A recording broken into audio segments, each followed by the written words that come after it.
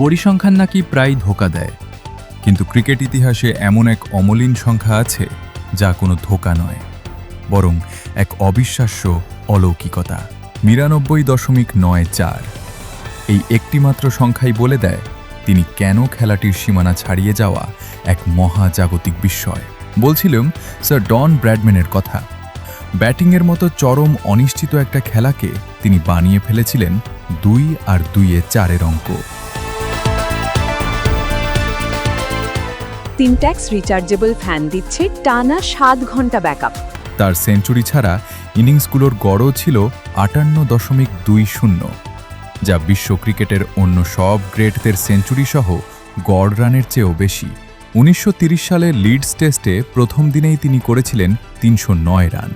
তাকে থামাতে জন্ম হয়েছিল ক্রিকেটের সবচেয়ে বিতর্কিত বডি লাইন বোলিং কৌশলের। বিজ্ঞানীরা যাকে ব্র্যাডম্যান ক্লাস বা শ্রেষ্ঠত্বের মানদণ্ড বলতেন, সেই ব্র্যাডম্যানের ব্যাটিং হাতিয়ারটা কেমন ছিল জানেন? বাউরেল মিউজিয়ামে থাকা তার ব্যাটটি দেখলে চমকে যাবেন।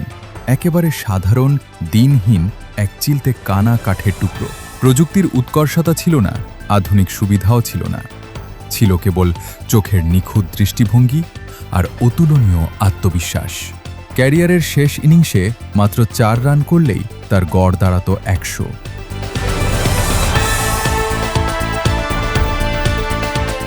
কিন্তু তিনি ০ রানে আউট হয়ে চিরদিনের জন্য থামলেন ৯৯.৯৪-এ।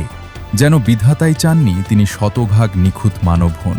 ইংলিশ গ্রেট ডেনিস কম্পটন ঠিকই বলেছিলেন, ব্র্যাডম্যান এমন এক খেলোয়াড় যিনি যুগে যুগে নয়, পুরো খেলার ইতিহাসেই আসেন মাত্র একবার।